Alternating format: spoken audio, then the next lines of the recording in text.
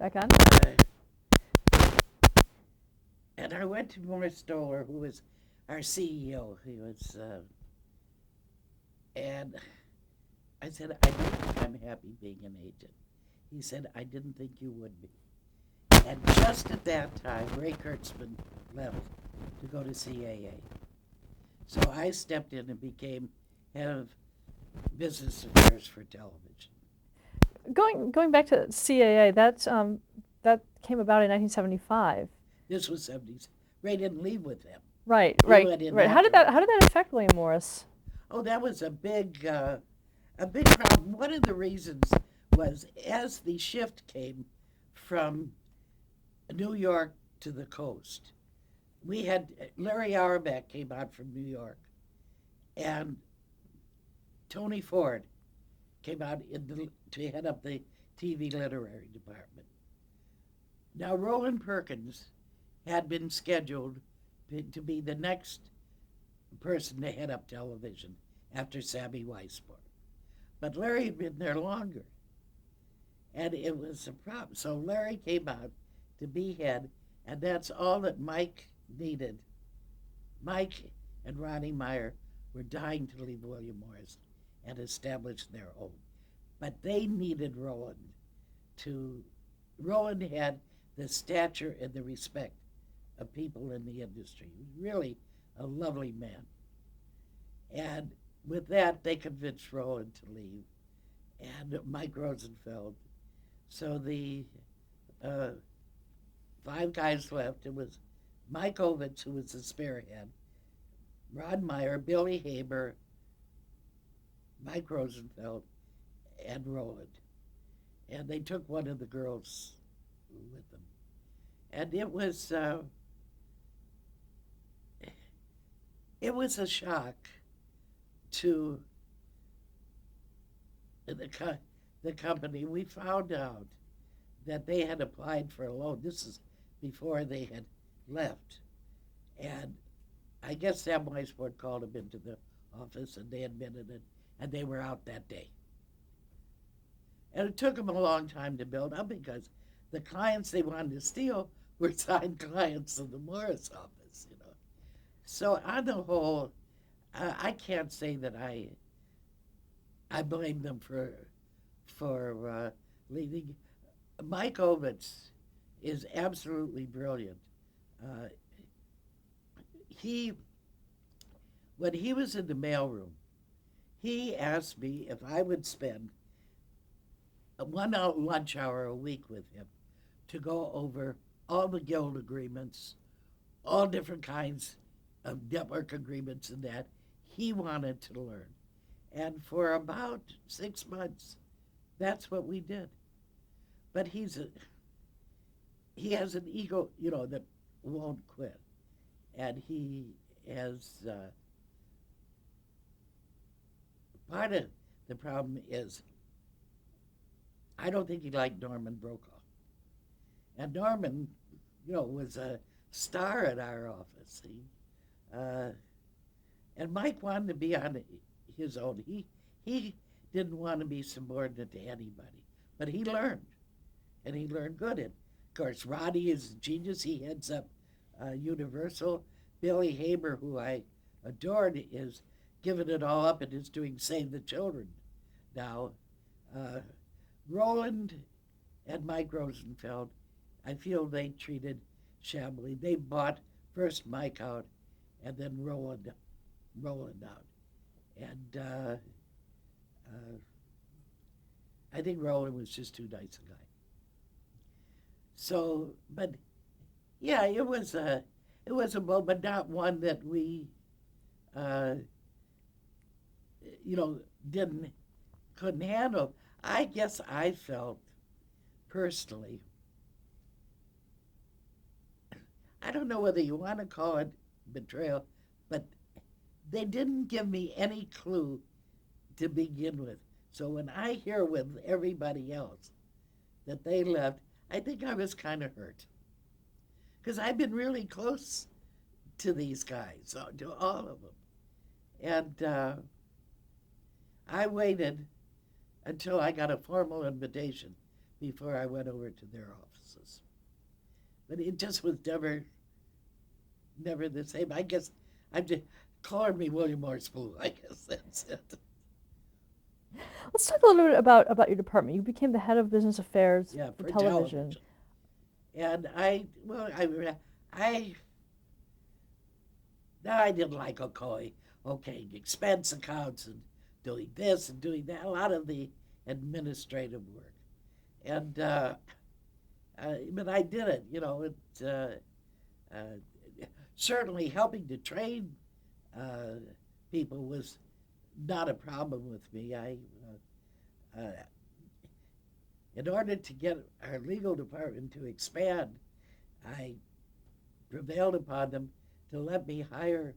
There were a lot of attorneys who were looking for work, who were just coming out of law school, and that, and to put on. There weren't paralegals that much at that time, and to let me hire someone and train them and bring them along, a lot like I was. So I finally prevailed upon him, and I had 5 candidates. Uh, One was Honey Almond, who's a big time attorney now. One is, oh God, the business head at ABC. Oh, I'm drawing a blank. Uh, and one was Robin Goldman, whose father-in-law was Lou Goldman, an attorney I liked. And I had Mark Penowitz is the guy at ABC. I had all this talent to choose from, and they were all talented.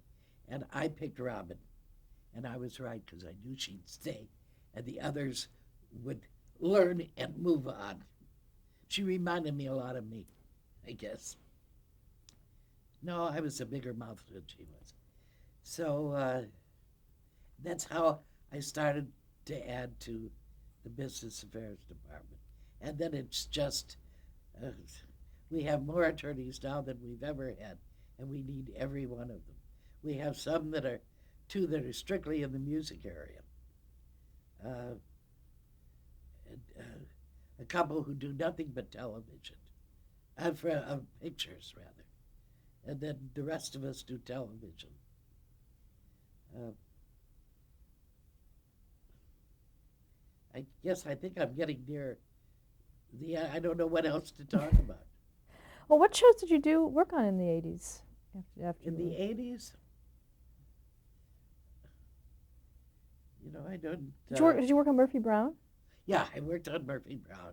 I worked on Murphy Brown, the Pam Dauber series. I worked with ABC, Beverly Nix, Art Stolnitz was over, not at ABC, at Warner's.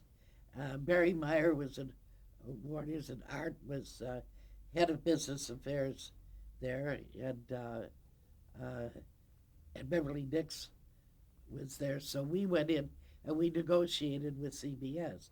It was a joint negotiation because Art believed in using the Morris office as long as we were involved. So we had, and this was the business. It was so funny. We represented Candice Bergen, and we suggested her.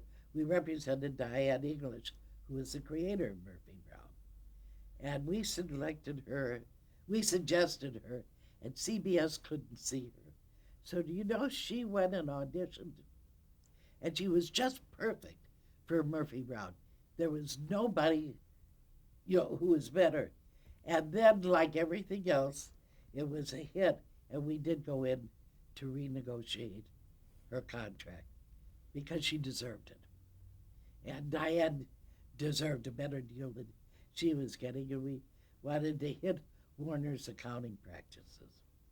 And then we also had the Pam Dauber series, My Sister Sam, and I worked on that and negotiated with CBS a license fee deal on that as well.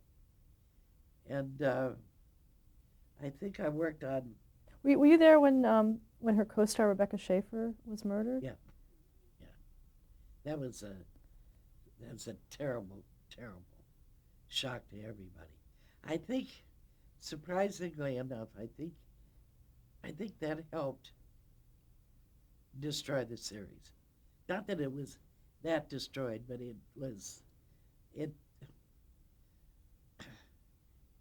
I don't know whether in the public's mind or something like that, because she was a very important part.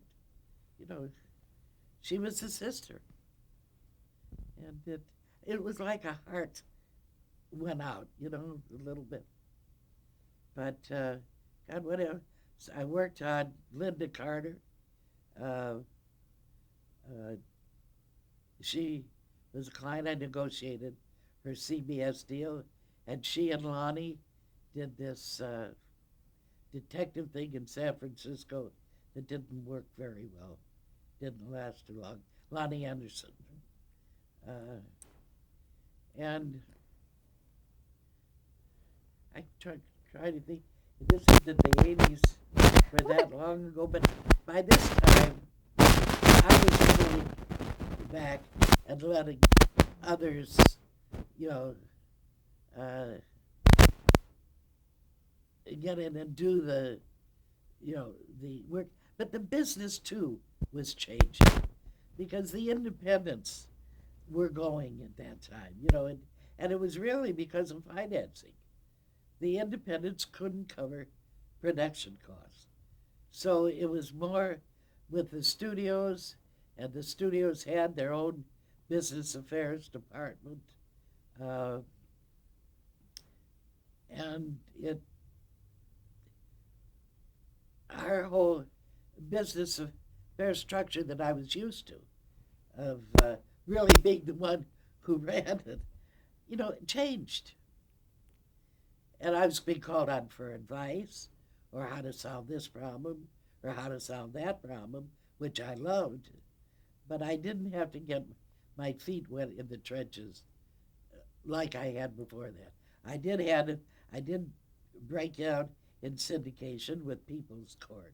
That was fun because that again was a new concept uh, uh, with a new company, Telepictures, who we had done business with, whom I liked, very much. We had, uh, uh, let's see, it was Dick Robertson and Mike Solomon and Michael Guerin at the beginning. And Mike Solomon is South America now, and Dick Robertson is head of television at Warner's. Well, Telepictures merged with Lorimar, which merged with Warner's. What were some of the challenges of syndicating People's Court? Were there any? Well, it was a new type of thing.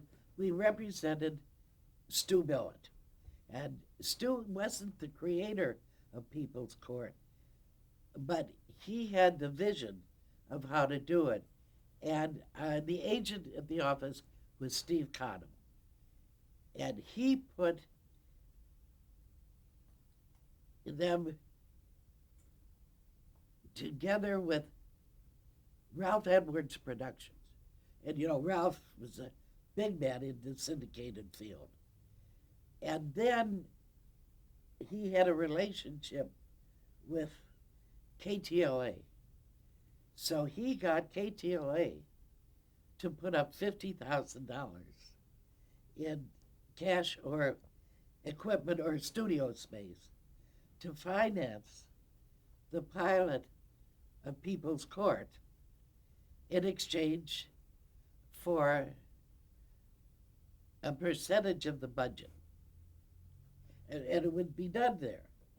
Well, Joe Wapner was the judge, and then we made the deal with Telepictures, and we were able to negotiate a very favorable deal with what distribution fees are, because the normal fee for anywhere can be today from 35 to 40 to 50%, and we negotiated a far better deal than that. I don't think I want to say what the exact terms were.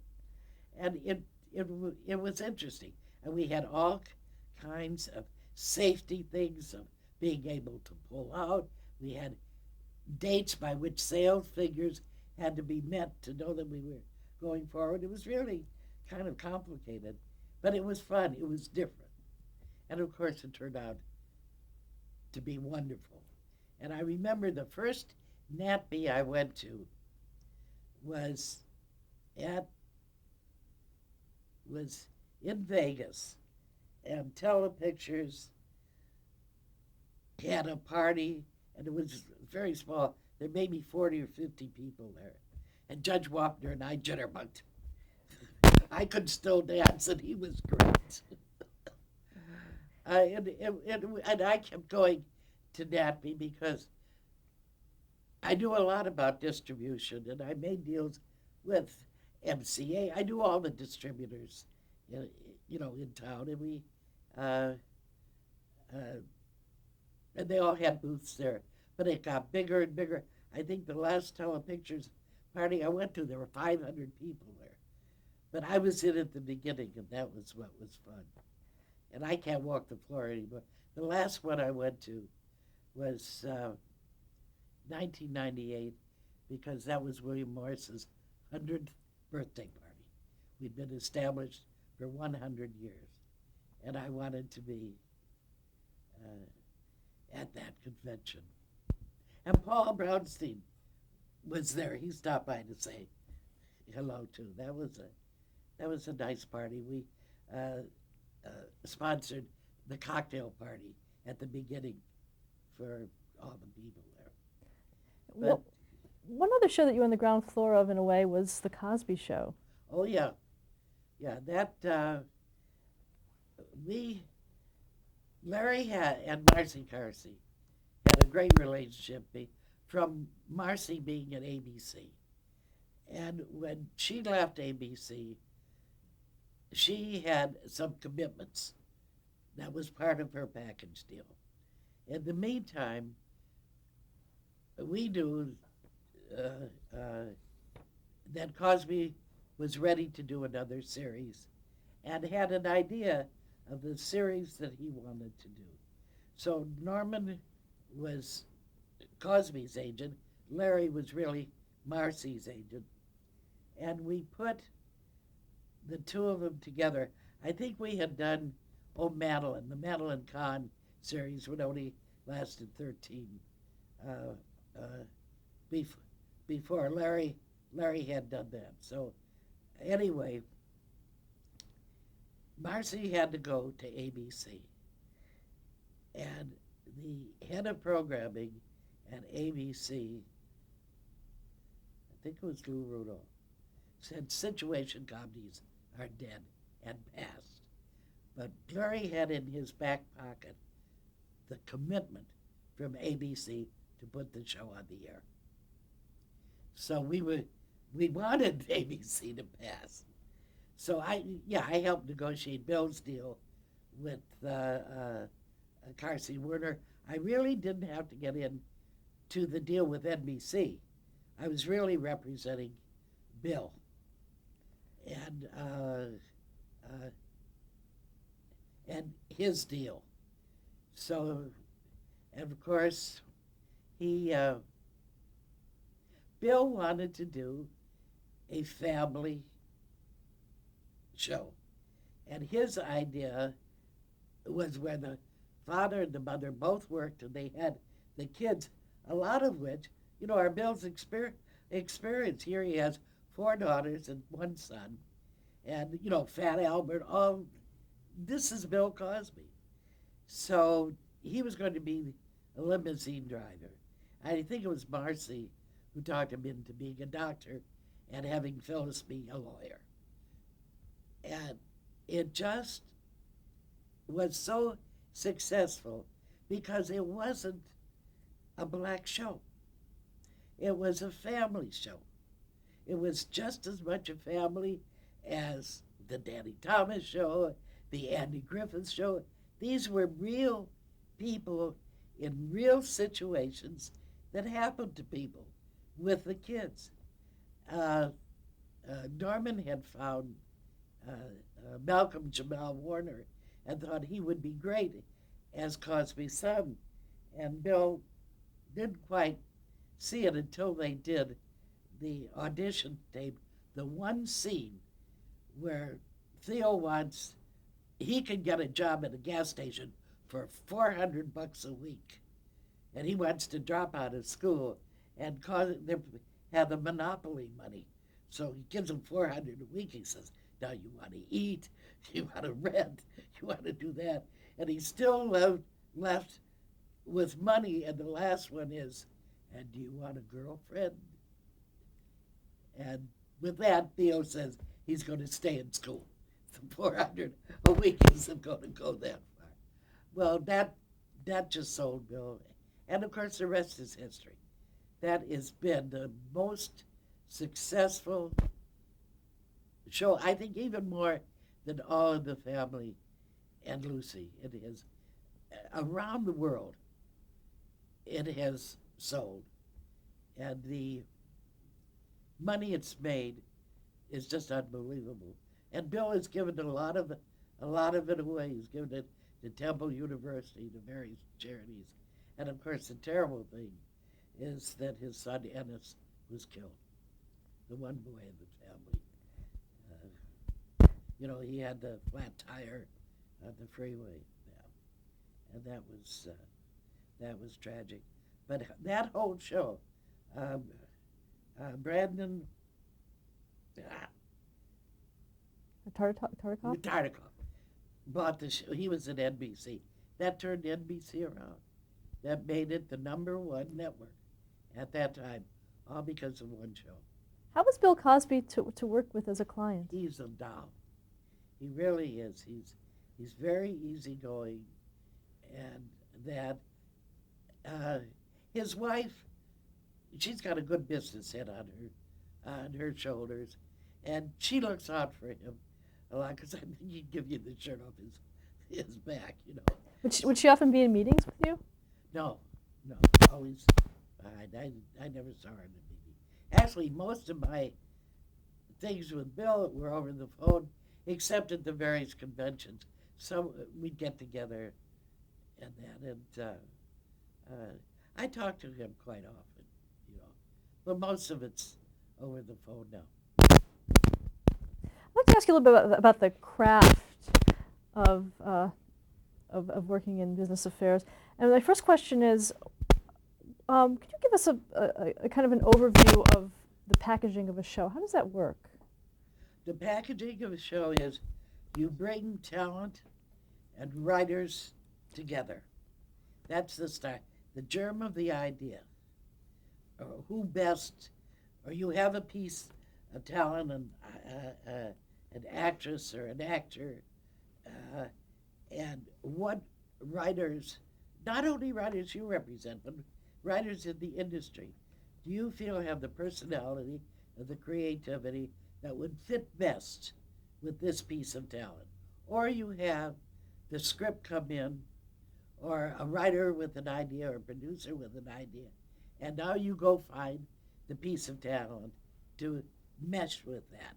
And then now you want to find a home for this creative community, and you want to help with casting the other roles, who the showrunners are going to be.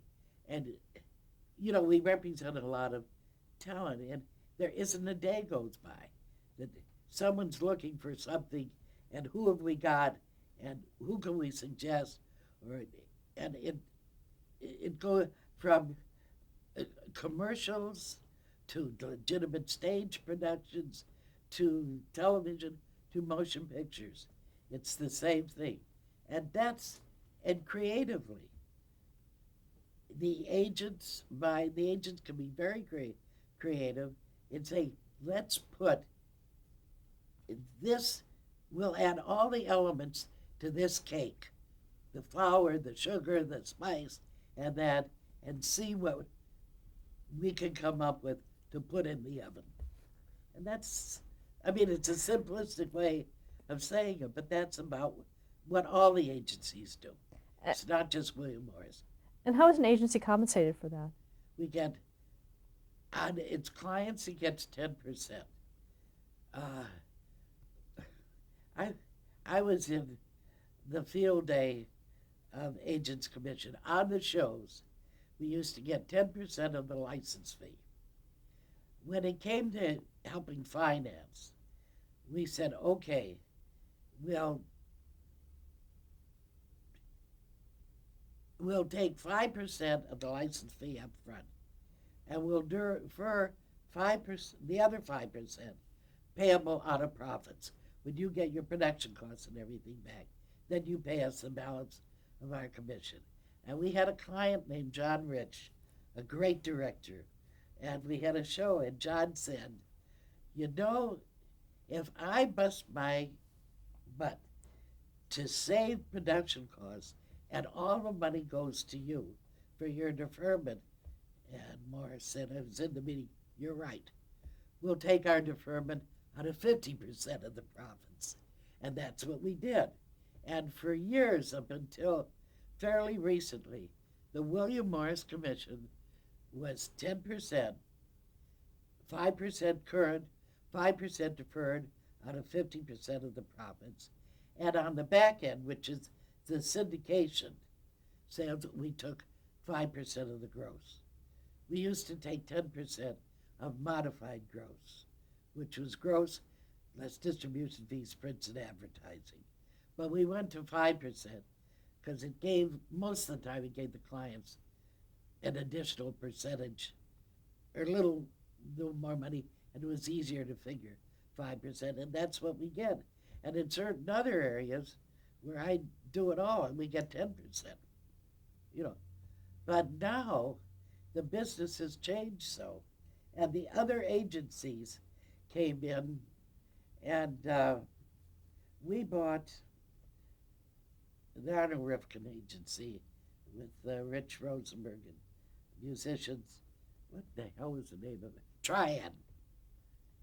And Triad was taking 3.5 and 3.5, and we're taking 5 and 5. So now we have shows we represent that we're getting 3.5 and 3.5 and 5 and 5. And the other agencies, ICM, started to take 3.5 and 3.5. Then they went, it got to be, if you were the agency, a smaller agency, and all you represented was the writer, you wanted to share in the package commission. So, I'll tell you, and so there were splits involved. And now, the business just isn't the same, you know, as it was.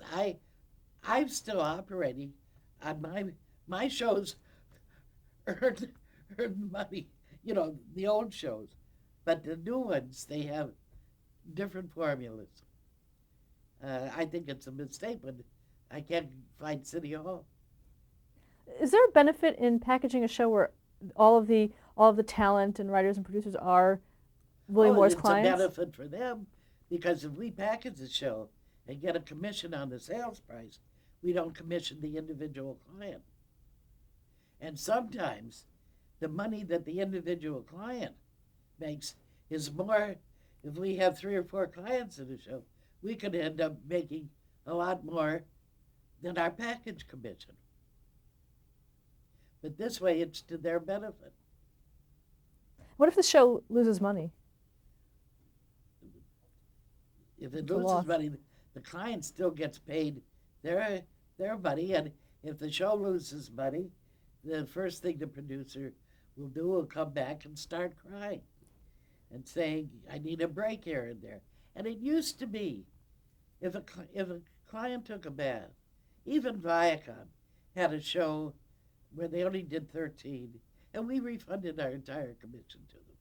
This is not the Viacom of today. This isn't the Viacom of 10, 20 years ago. You know, when they were a smaller outfit. Because you can't succeed and get what you are if you don't have a heart and don't give a client who's taking a bath a break out of compassion. And people knew that about William Morris. We have you know. So we didn't have our problem getting the money, you know, our normal fee up front, because people knew that we would help in times of trouble. But the whole business has changed now. Nobody trusts anybody. Stop there to Nobody change. wants to pay anybody. Let's stop there to change the tape.